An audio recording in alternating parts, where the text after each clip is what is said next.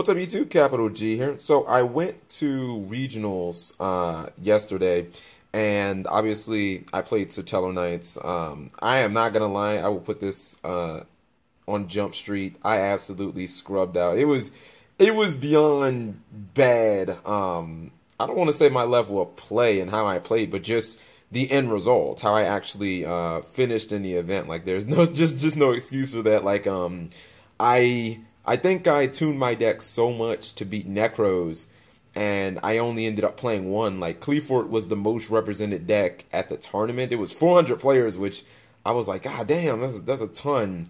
And I played one Necros, and the first game took us 35 minutes, and then we went into time, and I ended up losing in time because he won game one, and then I went second game two, and after his second turn he just got Valk, and I was like, well, fuck, I can't even attack this turn, so that kind of sucks. But anyways, I definitely had a lot of fun, and if there's one thing I loathe is being that guy who's like, yeah, I went to regionals with high hopes, but it doesn't matter because I had a lot of fun. Because generally when I play at regionals and competitive events, like, I'm really not going there to have fun. I know that sounds horrible, but I'm going to fucking win. You know, I'm one of those players where in the past, you know, when I was first playing, I went to tons of events, like an event basically every single month, and for years and years and years, I played fun decks, just decks that I knew, and I started getting close to getting top 8s, and then when I finally broke through and got that first top 8 with Black Wings, I felt like after that, every event I was a threat to top 8, and then I top 8'd 4 more regionals, and even a couple of years ago, the last event that I played at in Richmond, Virginia with Insectors, they weren't meta at all, but I still went there and did 7-2, so I was like, okay, well, for me not to have played in real life, like 7-2 is still respectable. And then I took these Sotelers yesterday to Charlotte, and I went 5-4, and I'm like, oh my God, I'm so embarrassed. Like, when people ask me what my record is, I was like, I just told them bad. I was like, I'm so embarrassed to even tell you, like, because I'm trying not to be that typical YouTuber who just goes to an event and just gets shit on. But anyways, yeah, I think that I had a game plan. I predicted that I was going to play a lot of Necros, only played one. It's really not an excuse because some of the techs that I main deck should work against a lot of decks. But when you start losing and you have a bad record, then you start playing, you're generally not going to be playing the meta. You know what I mean? Like, of course, Necros topped, a Sotelo Knight topped, a Yosenju topped. I actually was talking to the guy who played Yosenju and topped. He was running, he said he only main decked one Floodgate. He was really cool, by the way. Really intelligent player. I spoke with him a lot. He only played Macrocosmos. He ran no Vanities. I believe he played triple Mind Crush because he said he Mind Crushed people all day. He ran 3 secret techniques, and he ran the Pendulum Scale. I think it's L, whatever the good one is, which is in here. So whatever the good one is, he said that he ran that one, I think 2 of those, but he's like, he maxed out on Secret Move. And when you have that plus the scale, I mean, it's really legit, especially if you can search out with Combat 3.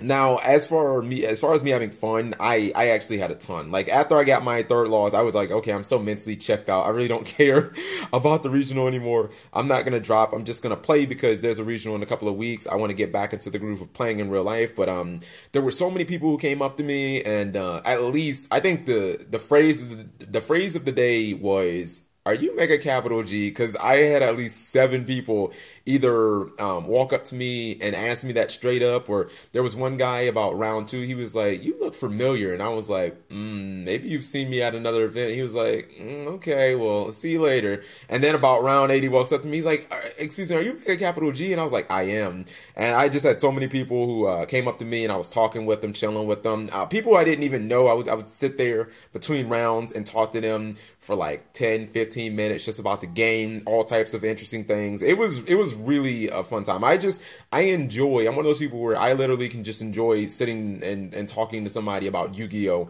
whether it be competitively, not competitively, just whatever, all types of shit. There was a guy, he was new in the game, and he really enjoyed the lore video that I made, and he had no idea how deep and extensive the lore actually was in Yu-Gi-Oh! And I was like, truth be told, I kind of found out about it like 6 months ago, and it really, really is extensive.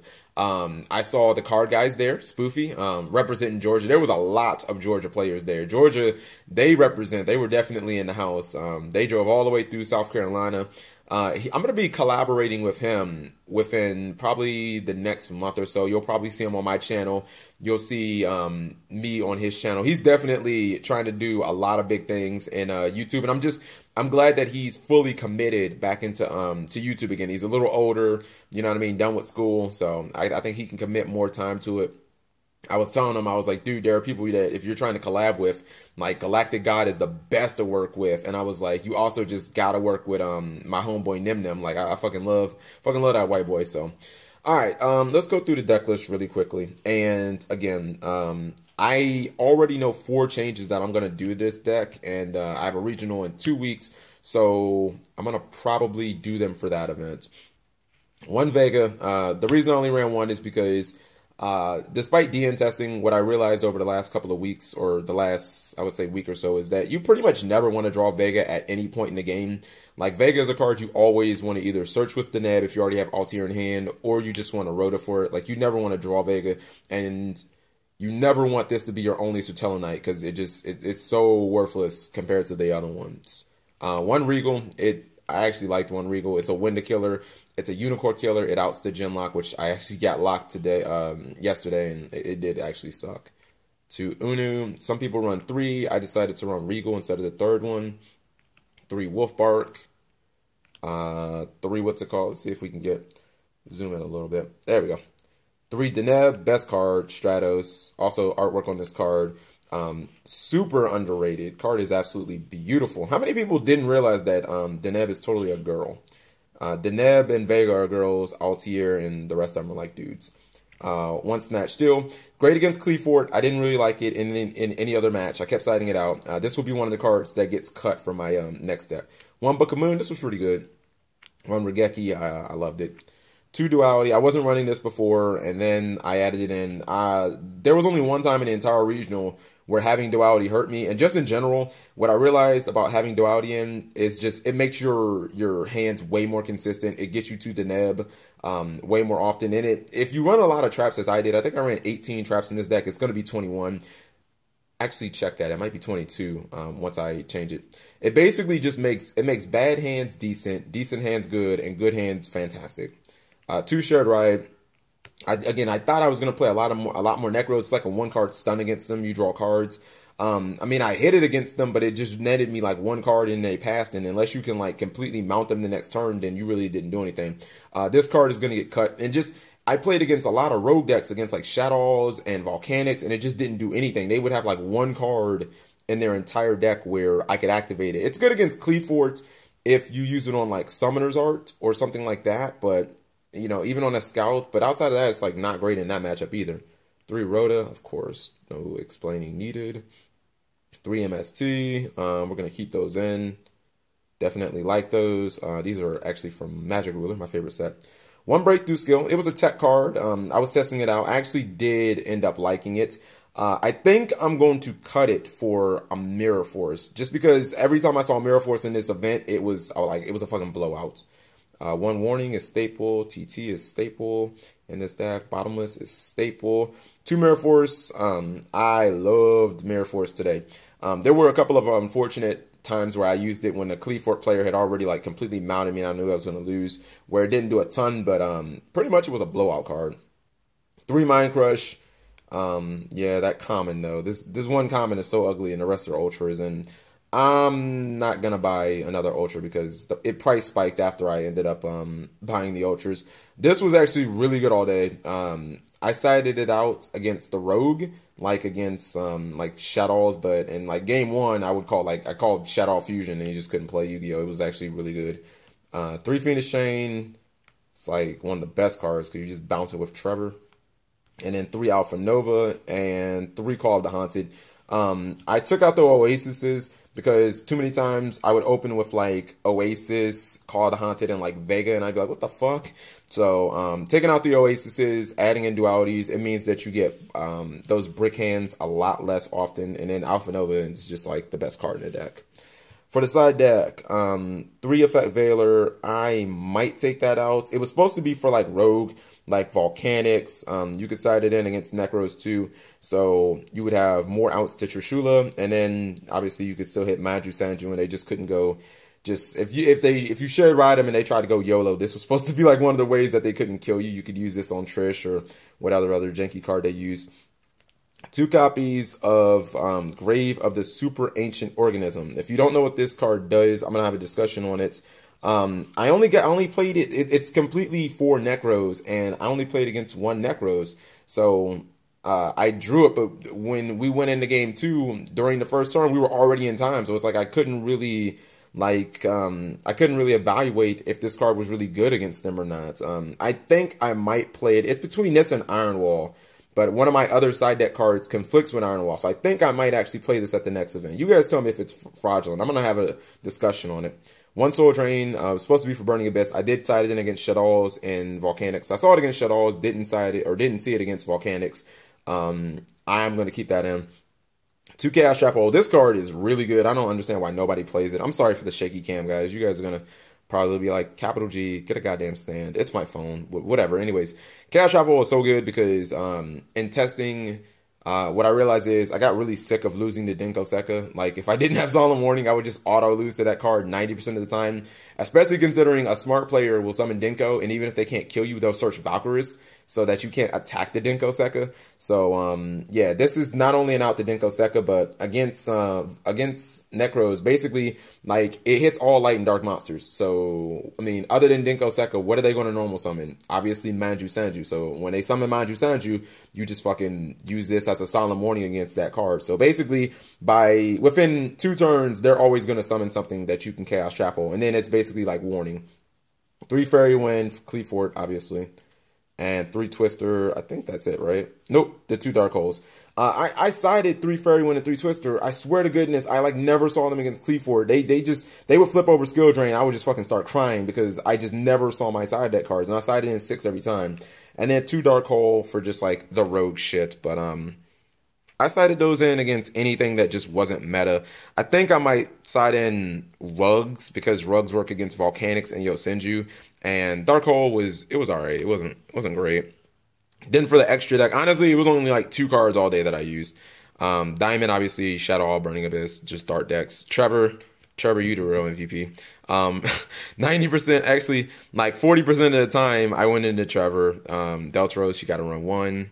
Daigusto Emerald, I made that like once or twice in the event. Castel and Trevor were basically the cards that I was going into like almost all the time. Exiton Knight, Tsukiyumi. Tsukiyumi, I did go into a couple of times. Tsukiyumi is amazing. 1 Crazy Box. This is what you use against Unicorn. You just summon against Unicorn, and you just keep attacking everything that isn't Unicorn. Because with Unicorn in the field, you have a 3000 beater, and you just keep attacking. And they either have to waste massive resources to get this off the field, or you just kill them with it. Illuminescent Knight. I'm hoping that when I make my adjustments, and I'll talk about those in a minute, that this card will put in more work. But it was mainly as a good way to protect the Grave of the Super Ancient Organism, but I never hit that combo. Rhapsody, Rhapsody's great, but I don't know, man. A lot of Necros players don't leave their spells in their graveyards. They're starting to like smarten up. Ragnar Zero, Abyss Dweller, and Gaga Cowboy, those are all staple. So that's the deck. The edits that I'm going to do to the deck right now, I think I'm going to take out Breakthrough Skill, 2 Shared Rides, and Snatch Steal. That'll give me 4 spots in a 41 card deck, because I think my ratio right now is 10 monsters, 13 spells, 18 traps for 41.